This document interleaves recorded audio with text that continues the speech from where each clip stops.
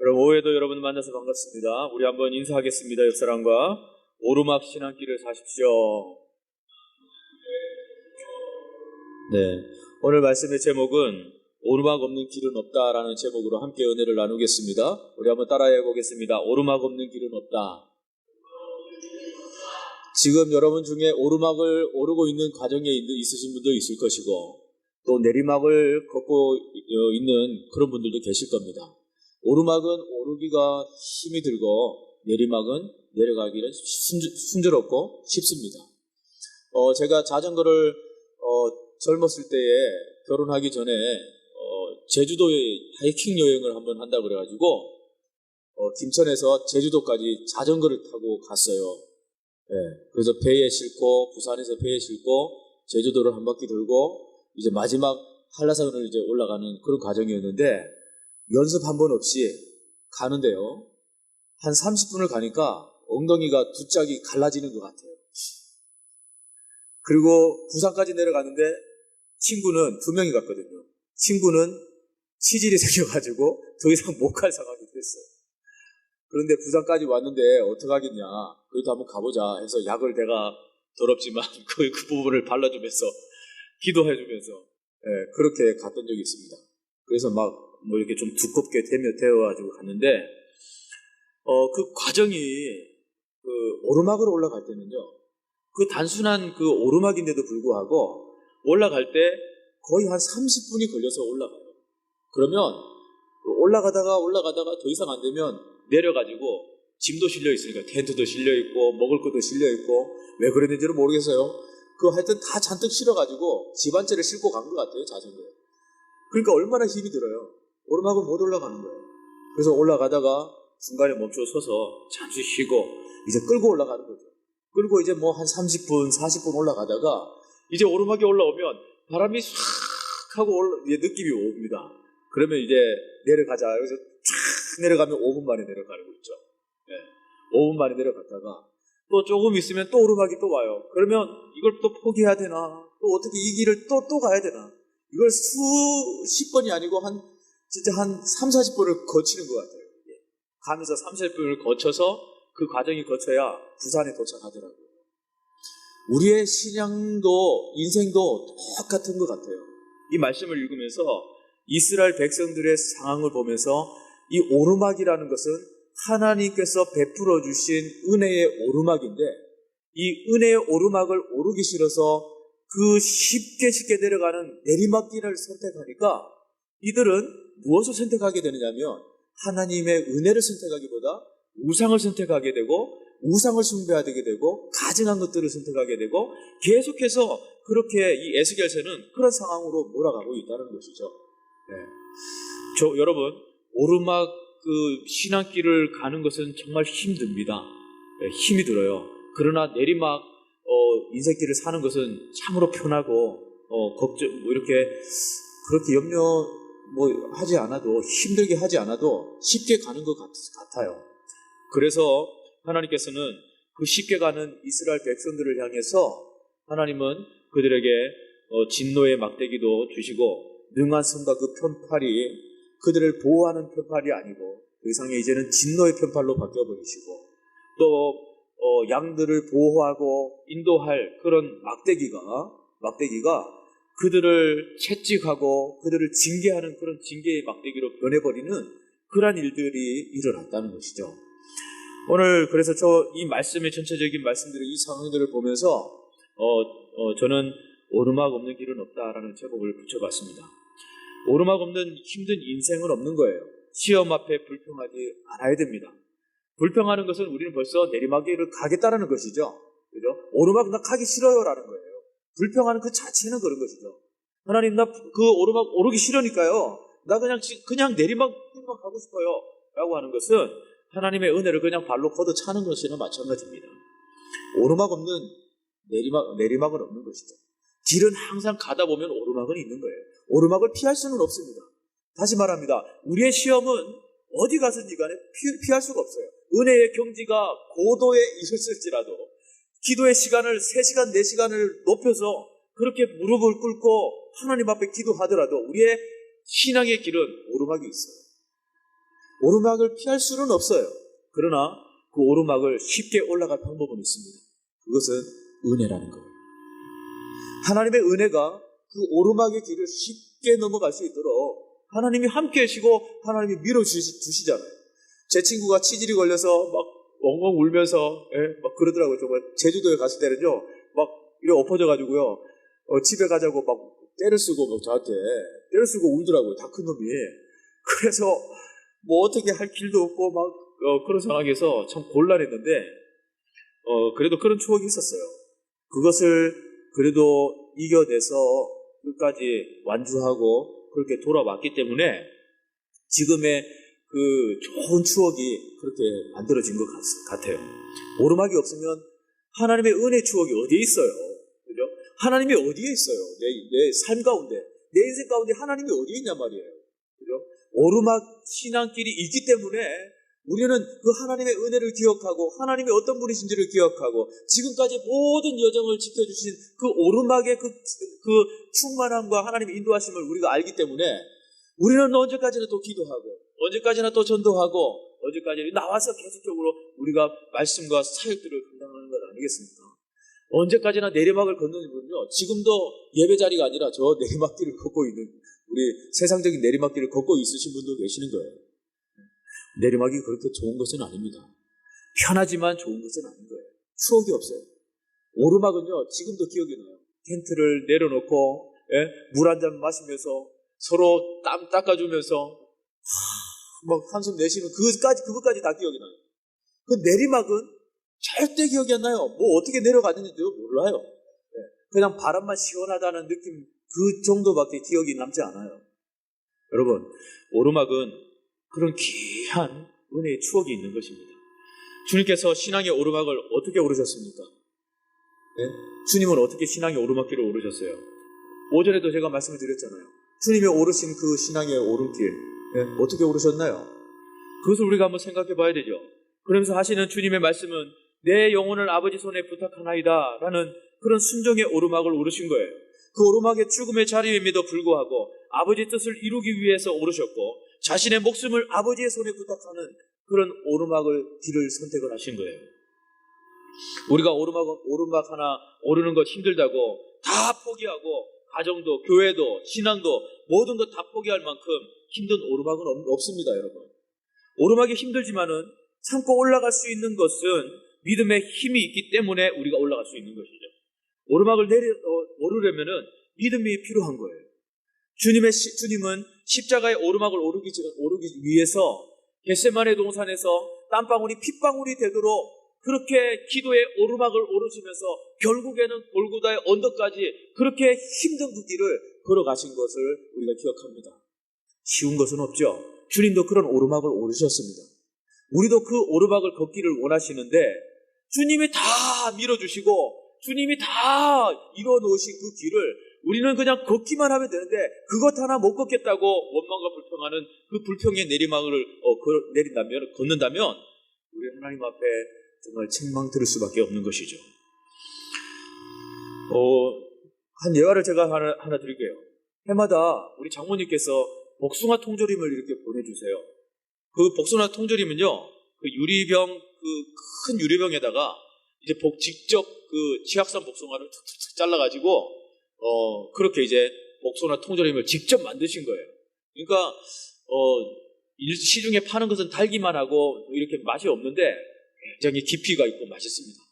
그런데 이것을 먹으려면 얼마나 번거로운지 몰라요. 이것을 먼저 복숭아를 곱게 예쁘게 씻고 이제 잘라가지고 병 속에 먼저 넣어요. 그냥 같이 끓이는 것이 아니고 병 속에 넣는단 말이에요. 그러면 거기에다가 나중에 설탕물을 펄펄 끓여가지고 식기 전에 바로 그 병에다가 부어요. 그리고 바로 뚜껑을 그냥 바로 이렇게 딱 닫는단 말이에요. 그러면 이제 어떤 증세가 나냐면 이 뜨거운 것을 그대로 덮어버리니까 이게 압축이 꽉 돼가지고요. 그 어느 누구도 이게 열 수 없는 상황이 돼요. 네. 못 열어요. 못 열어서 못 먹는 거예요. 네. 그런데 한 번은 집에 갔더니 온 가족이 아빠만 기다렸던 듯이 복숭아 큰 통조림 하나를 식탁에다가 올려놓고 나만 오기를 기다리고 있는 거예요. 네. 그래서 내가 이제 구세주의처럼 탁 가니까 아빠 하면서 이걸 열어달라고 그러는 거예요. 그래서 이제 그 과정이 필요합니다. 그 과정을 보면은 이제 병이 있고 앞에 있잖아요. 뒤 똥구녕을 그냥 팍 하고 때려야만이 앞이 뭐가 팍 해요. 그러면 손이 빨개요. 그래서 한 2번 쳐야 됩니다.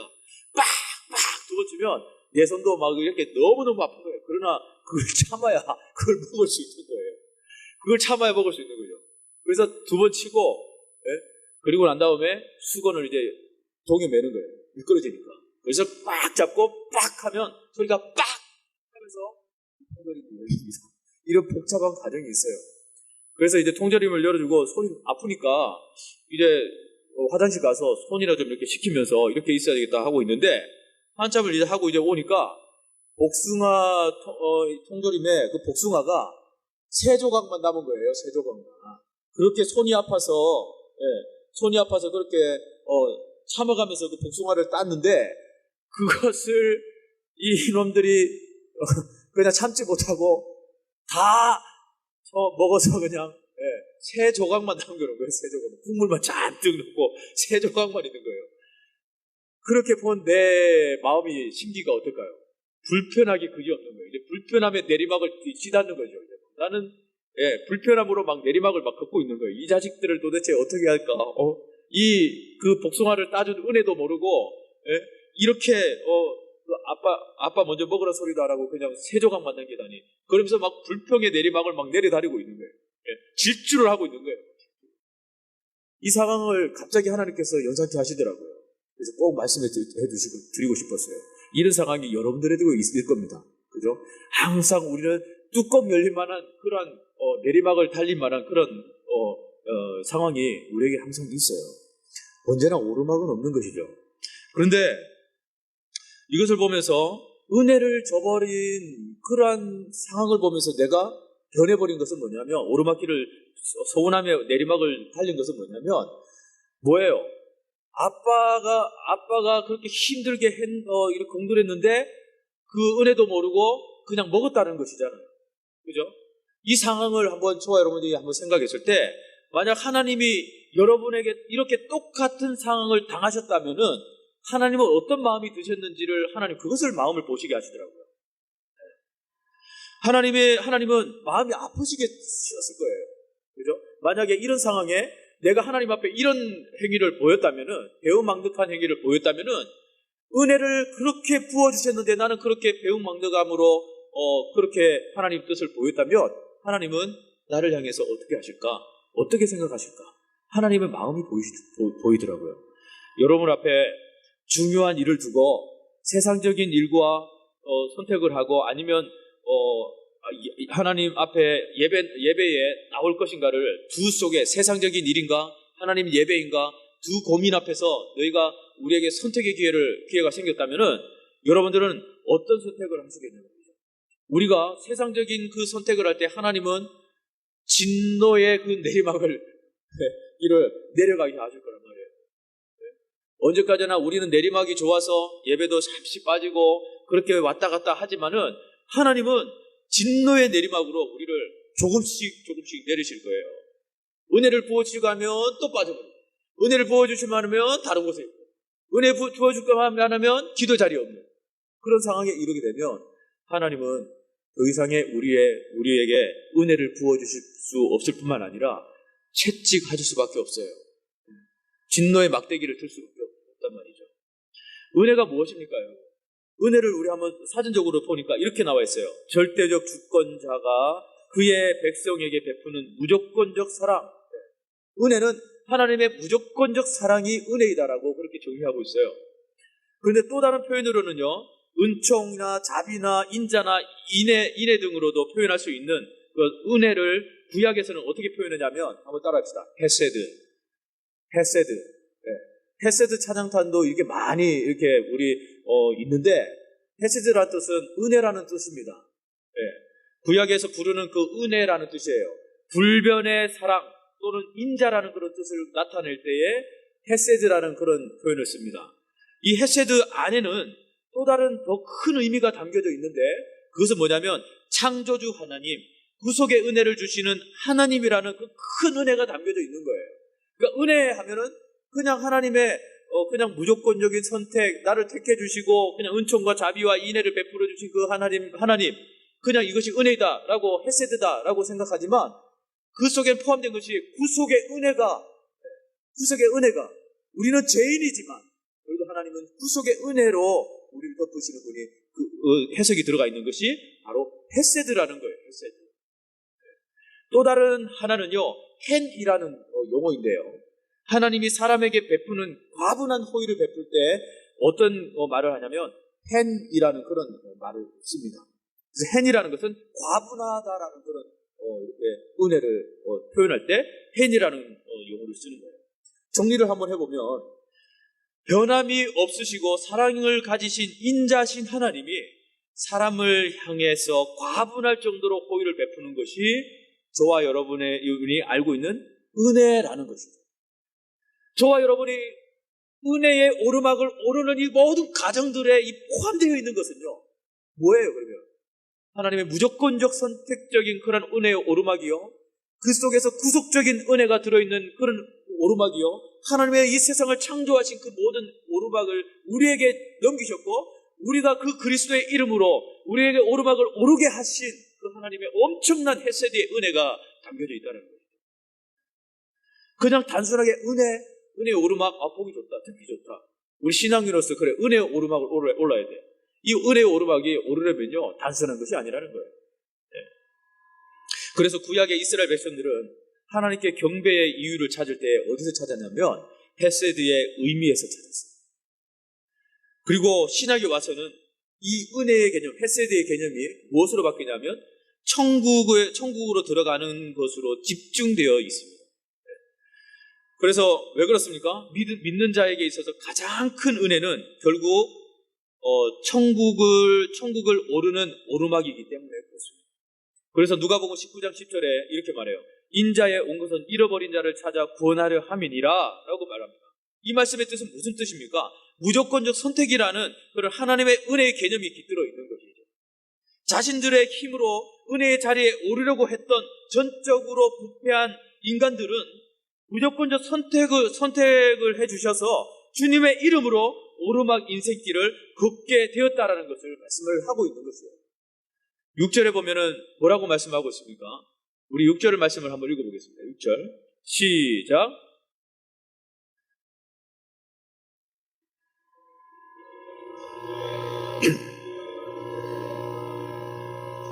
꿀이 흐르는 땅이요 모든 땅 중에 아름다운 곳에 이르게 하리라 하고. 아멘. 우리 우리말 성경을 보면 이렇게 말합니다. 그때에 내가 그들을 이집트에서 끌어내고 그에게 내가 고른 땅, 곧 젖과 꿀이 흐르는 땅이요 모든 땅 중에 가장 좋은 땅을 주겠다 약속했다. 가장 좋은 땅을 약속했다. 방금 읽은 말씀처럼 하나님이 주신 은혜는 약속의 땅인 거예요.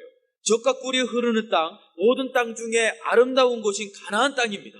그냥 씨를 뿌리고 심기만 하면은 두 사람이 등에 지고 갈 정도로 포도송이가 막 그냥 엄청나게 크고요. 그런 열매들이 주렁주렁 그렇게 달릴 만큼 그런 젖과 꿀이 흐르는 은혜의 땅이었단 말이죠. 이스라엘 백성들은 그 약속의 땅을 향해서 순종의 오르막을 올라가야 하는데 어떻게 하고 있다는 거예요? 배반의 내리막길을 내려 달리고 있다는 것이죠. 하나님 이렇게 가나안 땅을 약속의 땅을 주시겠다고 함에도 불구하고 이들은 어떤 길을 걷는 거예요? 배반의 길을 걷고 있는 거예요. 배반의 내리막길을 그냥 내리고 있는 거예요. 내리달리고 있는 거예요. 저와 여러분도 하나님의 은혜를 받고 있습니다. 우리가 세상 문화의 유혹을 이기고 예배 자리에 온 것이 하나님의 은혜라고 생각을 합니다. 저는 학창 시절에 공부는 그렇게 잘한 기억은 없는 것 같고 그냥 중간 정도만 이렇게 간 것 같아요. 그러나 기도는 S대 갈 정도로 열심히 했어요.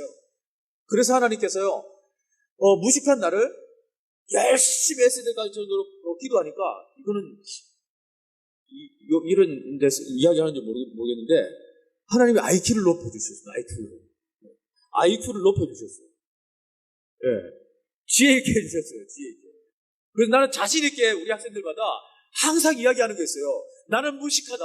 나는 정말 학창시절에 무식했어. 그런데 기도는 S대 갈 정도로 난 열심히 기도했는데 하나님이 이런 무식한 나를 좋은 IQ를 높여주시더라. 그리고 삶의 그런, 삶을 열어주시는데, 갈 수 없는 그러한, 대학교를 가게 하시고, 갈 수 없는 이러한, 신학길을 걷게 하셔서, 하나님은 굳이 하나님께서 나를 통해서 뜻을 이루시기 위해서 IQ를 높여주셔가지고, 갈 수 없는 그 학교를 보내시고, 갈 수 없는 그 또 뜻을 만들어내셔서 지금 이렇게 목회의 길을 걷게 하셨다라는 것을요, 저는 자신있게 이야기할 수 있어요. 그리고 자신있게 또 가정처럼 이야기해요. 제가 그 산 증인이니까요. 여러분, 우리 고3, 중3들 부모님 여기도 계시는데 이야기해 주세요. 너가 지금 할 것은 기도다. 예배다. 그것을 너희들이 버려서는 안 된다. 앞으로 하나님께서 그것이 시험의 길이 되든 안 되든지 간에 그것 앞에서 너희가 포기하면 안 된다. 포기하면 안 된다. 하나님이 오르막의 인생으로 인도해 주시기 위해서 때때로는 실패의 길을 걷기도 하신다. 그것을 너가 실망하지 아니하고 여전히 그 속에서 신앙의 오르막을 걷고 있으면 하나님이 어떻게 예배하시는지 봐라. 하나님이 어떻게 예배하시는지 봐라. 다른 이들보다 더 정상 위에 오르게 되는 오르막의 인생을 걷게 될 것이다라는 그런 확신 있게 저는 말할 수 있어요. 여러분, 자녀에게 그렇게 이야기해 주세요. 그런데 저와 여러분이 내리막을 걷고 있는데 오르막 올라가라고 할 수 있겠어요? 그렇지 않습니까?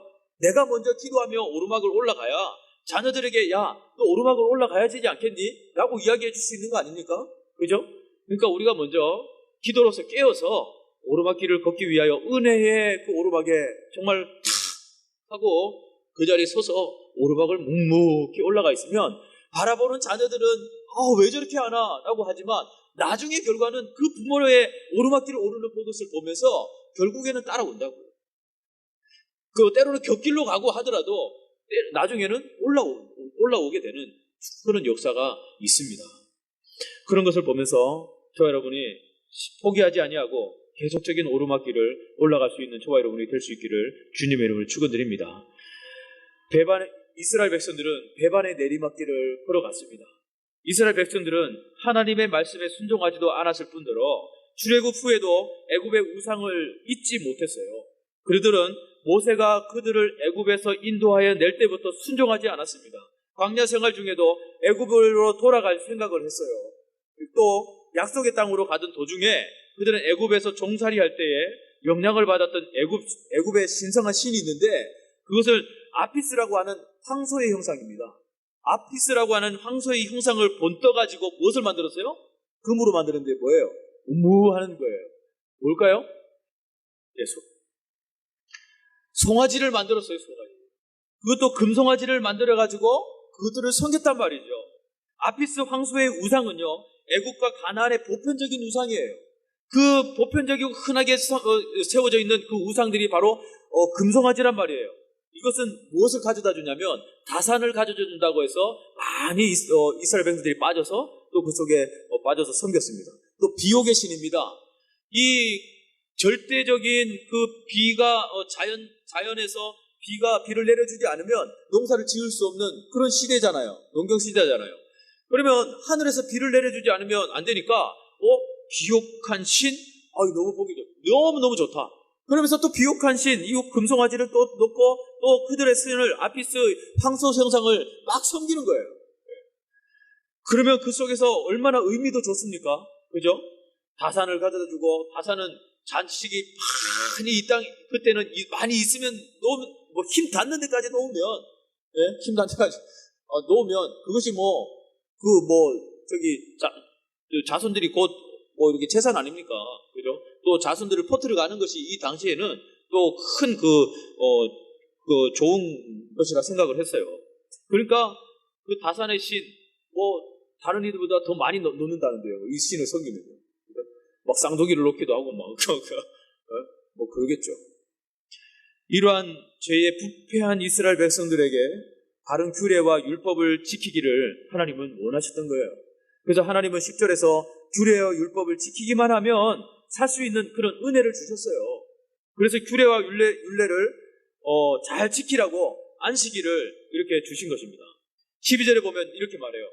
다 생략하고요. 안식일은 나 여호와가 그들을 구별하여 거룩하게 했다는 것을 알게 하려고 준 것이다 라고 그렇게 말하고 있습니다. 그런데 이스라엘 백성들은요, 지키기만 하면 살 수 있는 규례를 따르지 않고 하나님의 율법을 지키지 않았다는 거예요. 우리 이제 말씀을 맺겠습니다.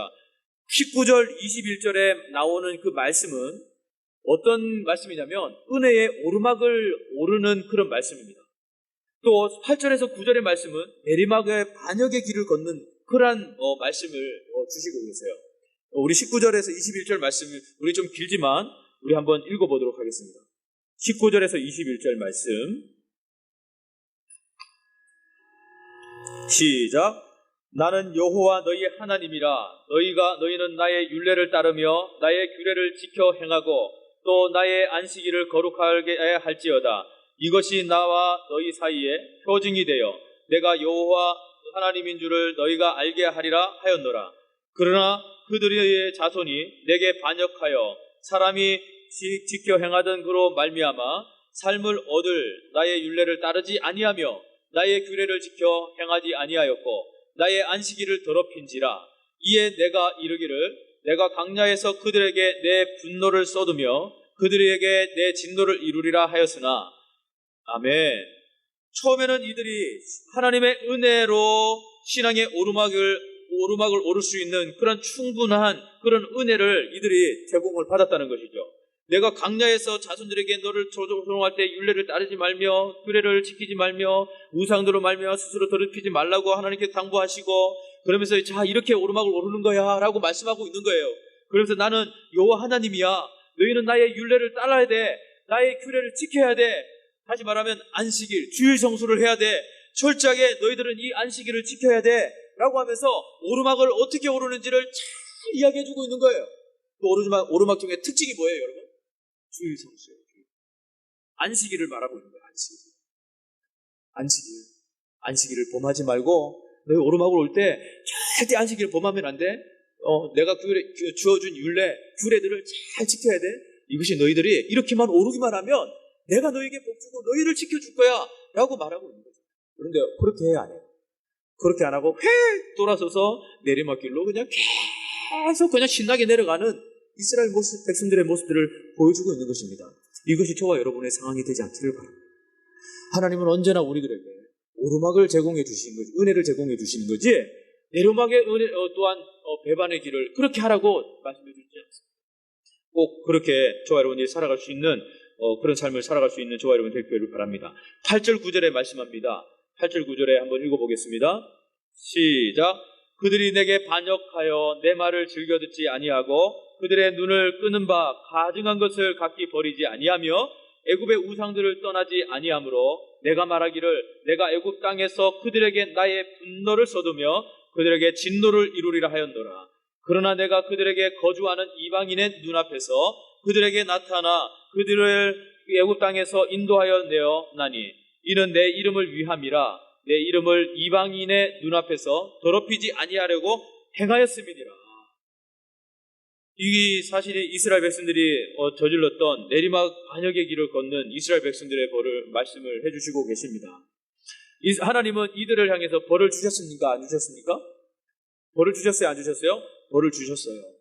이렇게 배반하는 이스라엘 백성들을 향해서 벌을 주셨단 말이죠. 하나님의 자녀로 선택받은 우리의 삶의 역사는 어떻습니까? 하나님은 우리를 선택하시고 우리에게 먼저 손을 내밀어 주셨어요. 이스라엘이 하나님의 백성으로 선택받고 가나안 땅을 약속받은 것은 이스라엘의 공로 때문이 아니라 하나님의 오르막 은혜 때문이라는 것을 우리가 다시 한번 기억할 수 있기를 바랍니다. 나를 하나님의 자녀로 삼아주시고 천국을 약속해 주신 그 하나님의 오르막 은혜를 우리가 찬양할 수 있기를 바랍니다. 그 오르막의 은혜를 우리 친구 형제 너무너무 찬양을 잘하는데 우리 찬양들처럼 오르막에 찬양하면서 오르막의 신앙의 길을 걸을 수 있을 때 하나님은 그것만큼 정말 기쁘게 받으실 일이 없을 거예요. 네. 찬양 받으시기에 합당하신 하나님. 그 하나님을 우리가 찬양단으로서 정말 기쁨으로 찬양한다는 것은 그것만큼 영광스러운 것이 없는 것입니다. 네. 하나님의 뜻을 아는 것보다 중요한 것은 하나님의 뜻을 실천하는 것입니다. 오르막의 길을 정말 지금부터, 이 현재부터, 지금 당장 순종으로 오를 수 있는 저와 여러분 될 수 있기를 바랍니다. 하나님은 삶을 바꾸지 않고 또다시 하나님의 뜻을 물으러 온 이스라엘 백성들에게, 장로들에게 묻는 것을 허락하지 않으세요. 오늘 본문에 보면 장로들이 찾아와서 묻기를 하지 않습니까? 어떻게 되겠냐? 우리의 이스라엘 백성들, 우리 상황 처지가 지금 어떻게 되겠냐? 하면서 묻지만 하나님은 그 볼로 침묵하십니다.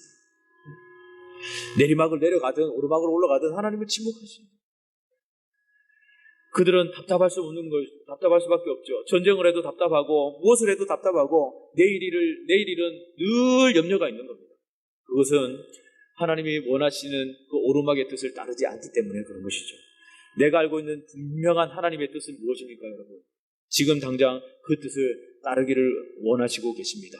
그 뜻을 따를 수 있는 저와 여러분 될 수 있기를 주님의 이름으로 축원드립니다. 기도하겠습니다.